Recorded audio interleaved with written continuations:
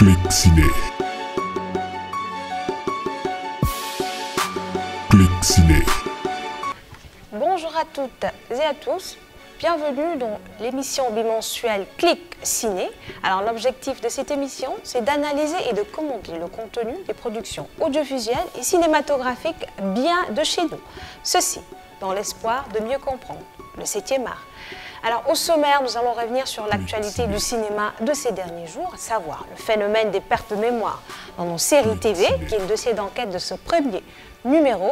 Et nous allons aussi revenir sur la polémique concernant les scénarios dans nos séries TV. Les pertes de mémoire, amnésie ou folie en général dans nos séries, leurs origines. Les séries se multiplient, les scénaristes se multiplient, mais le contenu de nos récits, de nos histoires, frôle parfois des ressemblances inquiétantes. Quand les séries perdent la mémoire, c'est tout de suite. Débutons avec la maison de production Marodi TV. Qui sème le vent récolte la tempête.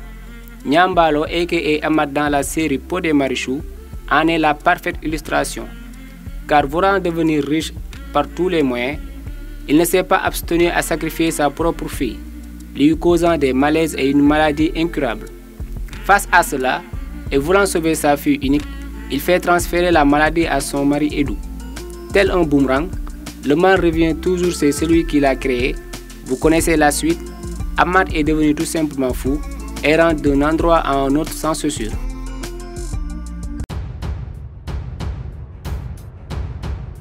Cette dernière a subi une perte de mémoire passagère suite à une tentative de suicide. En effet, Marichou voulait mettre fin à ses jours après que son mari ait découvert qu'elle a trafiqué sa virginité et s'est fait avorter bien avant son mariage avec Pod.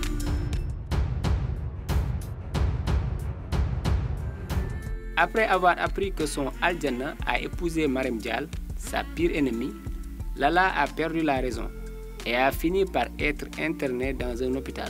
Après Marodi TV, place à présent à Pikini Productions.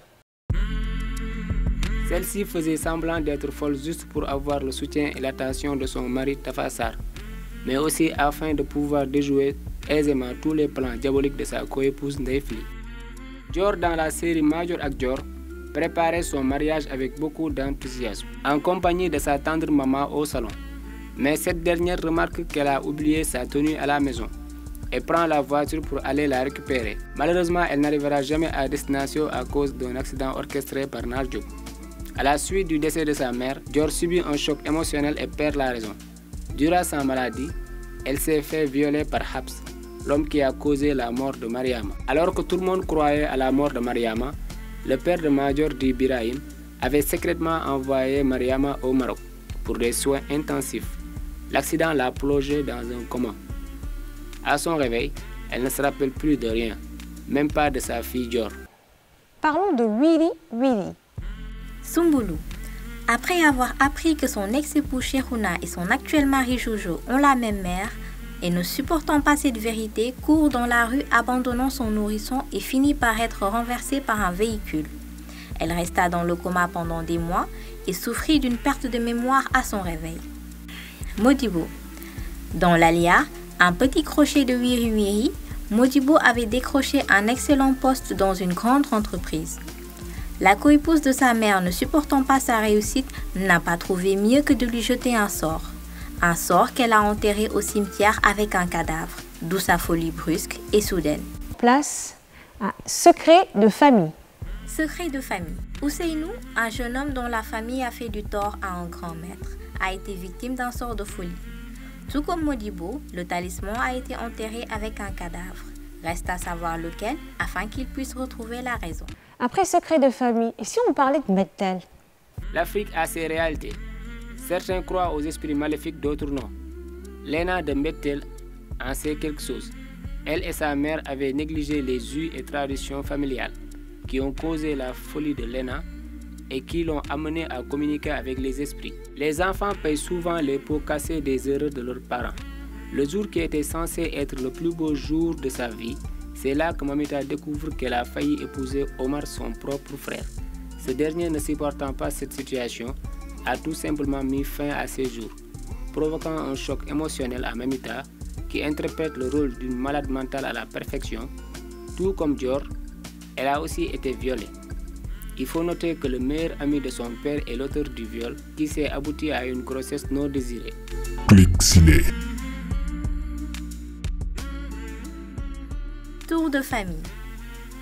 Le personnage de Boukounta dans Tour de famille a des traits de caractère avec Ham le fou, car il manie le français à la perfection.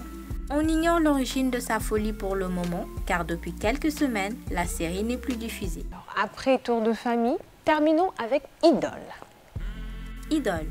Niox, l'exemple typique d'un soldat traumatisé par la guerre. Niox ne se souvient plus de qui il est, ni de ses origines, et il se croit toujours en mission. Shérif Mal. Babacar Wali, dit Shérif Mal dans Idole, n'est pas en reste. Il a subi une perte de mémoire passagère à cause d'Adams qui voulait le tuer par le feu. Il finit par être sauvé in extremis par Maître Wu et compagnie. Ham le fou.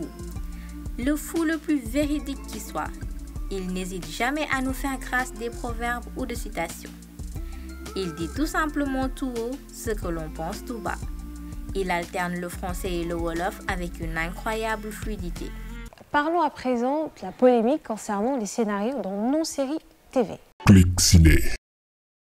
Je m'appelle Cherif Asfati, scénariste et réalisateur. En fait, il est scénariste, quelqu'un qui écrit des histoires. En fait, il écrit des histoires et bon, ces histoires, ça lui vient de l'imagination. Ça peut être inspiré des faits réels, comme ça peut être de la fiction, d'une imagination qu'il écrit, qu'il couche sur du papier. Et maintenant, il y a différents types d'écriture en fait. Parfois, il y a des gens qui écrivent juste pour écrire des histoires comme ça. Mais pour que ce soit un scénario, il faut que ça entre dans un certain nombre de réglementations. Par rapport au cinéma, il y a une manière d'écrire, il y a des techniques d'écriture. Et c'est ce qui fait de nous peut-être des scénaristes parce que non seulement on a ce côté artistique, cette imagination, cette création, et qu'on termine dans l'écriture en fonction des règles. Moi, je ne suis pas trop d'avis pour la limitation dans l'écriture parce que je pense que le scénariste est celui qui est le plus libre dans la chaîne de la production cinématographique parce qu'il est libre à lui d'écrire tout ce qu'il veut. Il peut dérouler son imagination où il veut. Il n'y a pas de limite dans l'écriture. Okay? Maintenant, la limite peut-être va venir juste après l'écriture, la faisabilité du projet. Mais aujourd'hui, on peut faire des films sur la planète Mars. On peut être n'importe où, on peut créer des hommes, genre des hommes singes, par exemple. Et tout ça, c'est des créations qu'on fait. Donc, il n'y a pas de limite pour moi dans l'écriture. La responsabilité du réalisateur face à un scénario qui fait polémique. Déjà, le scénariste, bon, le réalisateur, en général, moi, par exemple, si je me confie un projet qui fait polémique, je vais voir d'abord la faisabilité parce que la réalisation nous permet de faire beaucoup de choses. On a plusieurs possibilités de filmer une intention, un sentiment ou bien un fait. En fait, parfois on lit une chose, on lit un scénario, quelque chose qui fait polémique, qui fait sauter à l'œil, mais jusque-là, c'est faisable parce qu'il y a des techniques de réalisation. Okay? Donc, la responsabilité, c'est déjà accepter de faire le film.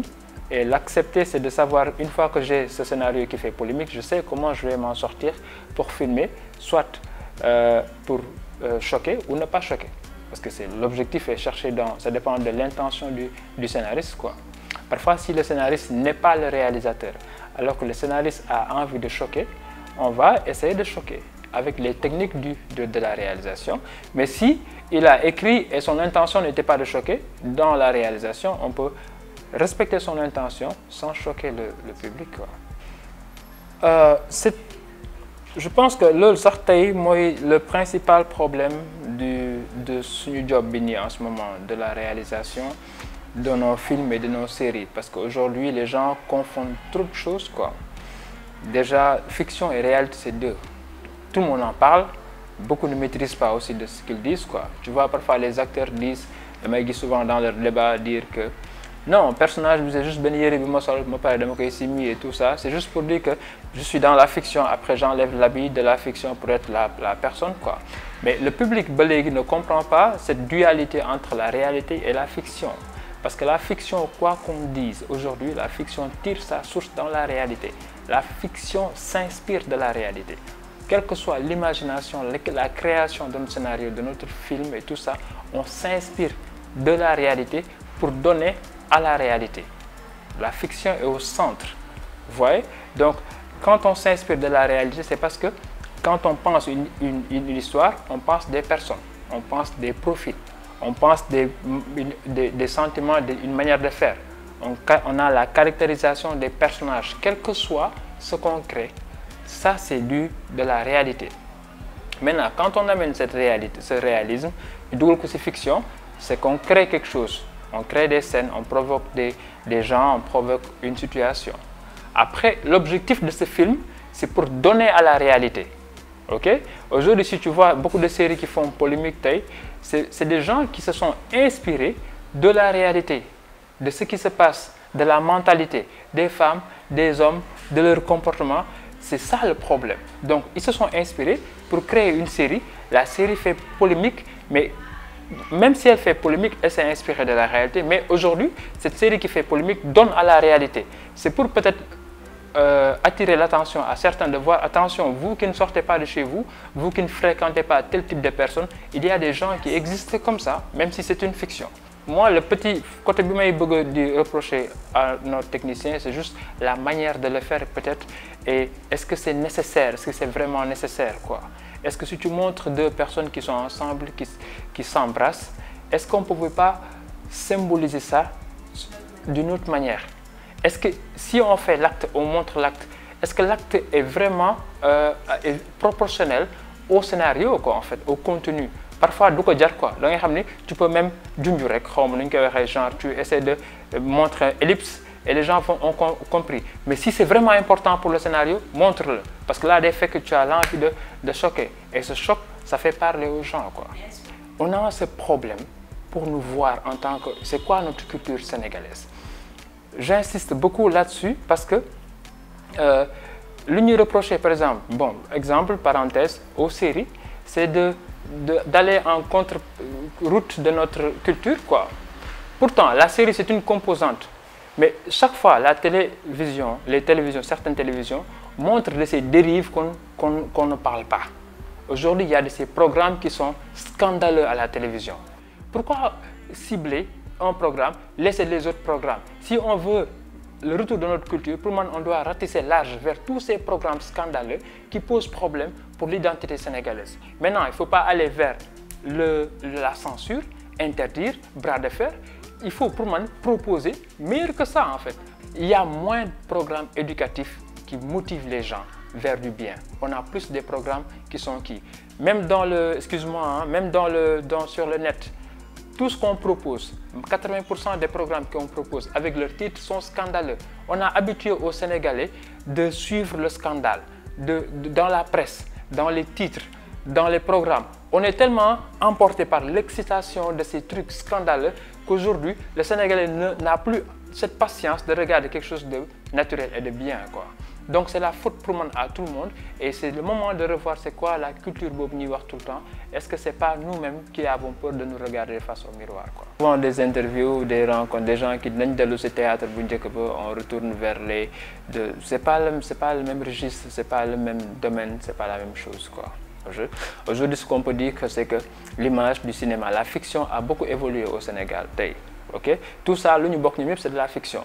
Même si beaucoup fiction, mais même si beaucoup fiction, les formats ne sont pas les mêmes, quoi. Beaucoup. Okay? Donc, Daray Coach, qu'on dit souvent, c'est vrai qu'on peut s'inspirer sur nous si le côté exemplaire, le côté propre dans leur jeu, les acteurs sont responsable, le jeu est propre, c'est clean, quoi. Aujourd'hui, même si ça a été fait depuis des années 90, et tu vas comprendre, quoi. On peut s'inspirer de ça. Mais le monde évolue, les techniques évoluent, les caméras ont évolué, la mentalité a évolué. On ne peut pas rester dans ce monde-là. Aujourd'hui, il y a des séries, c'est style Daray Coach. Je ne vais pas dire qu'ils ne font pas du cinéma à 100%, mais des séries comme Bechtel, des séries comme Major ak Dior, c'est des séries ils sont sur le plan du contenu, sur le plan de des histoires qu'ils racontent, mais c'est Daray Coach 20 ans plus tard, quoi, en fait, je veux dire, quoi.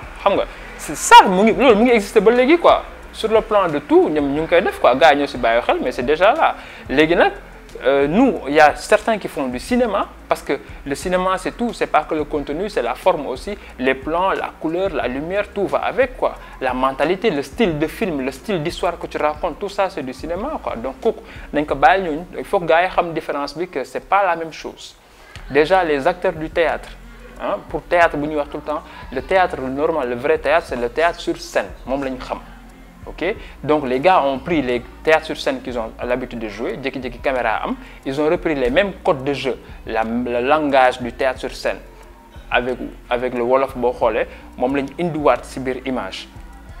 Ça pose problème, c'est pas naturel. Naturel, c'est pas naturel. Parce que tu vois, souvent le théâtre, il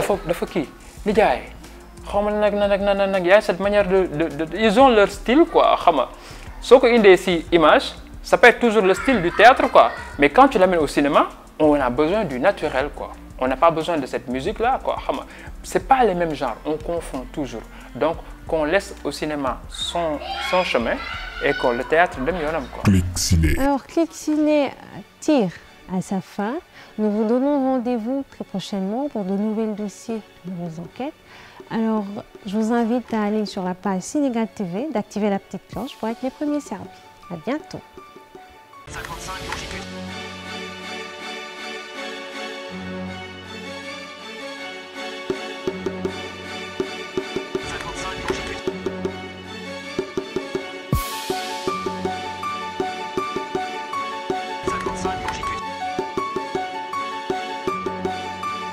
Clic Ciné.